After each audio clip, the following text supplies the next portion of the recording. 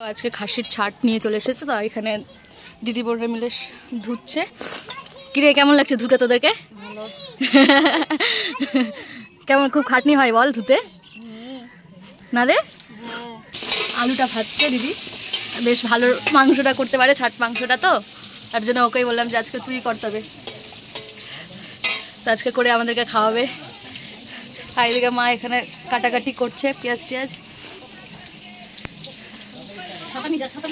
মাংসটা শুরু করবো, তাই ফোড়ন দিয়ে দিচ্ছে সব, জিরা, শুকনো লঙ্কা, তেজপাতা ফোড়নে দিচ্ছে।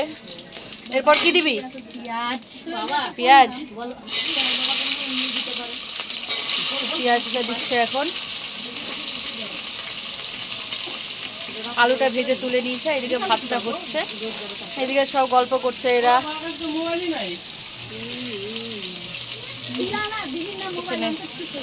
এখন মশলাটাও দিয়ে দিল, মশলা টমেটো একসাথে,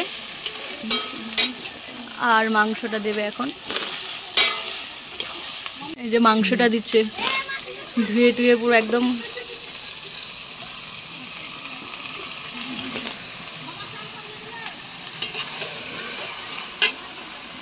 ভালো মতো নেড়ে নিবে, তাই দিয়ে বোধহয় ঢাকা দেবে।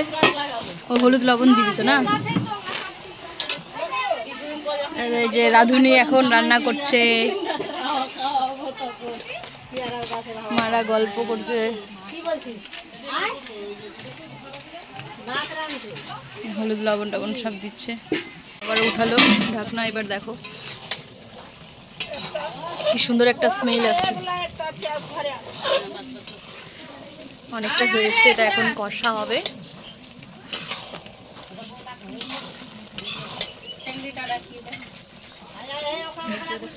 খাসির ঠ্যাং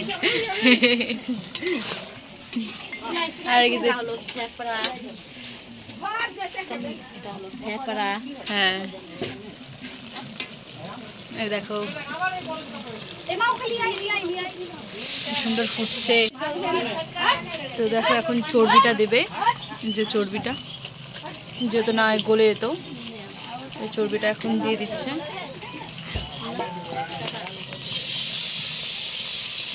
আর আলুটাও এখন দিয়ে দিচ্ছে।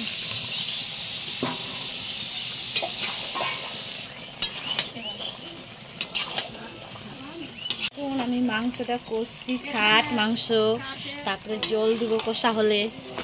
হ্যাঁ, তো কষা হচ্ছে এখন, অনেকটা হয়েছে, এবার কষাটা হচ্ছে। দিদি একটু গেল, তো আমি এটা এখন একটু নাড়ছি, ভীষণ সুন্দর একটা গন্ধ আসছে, আমি একটু নাড়ছি, কষাটা একটু সুন্দর হয়েছে।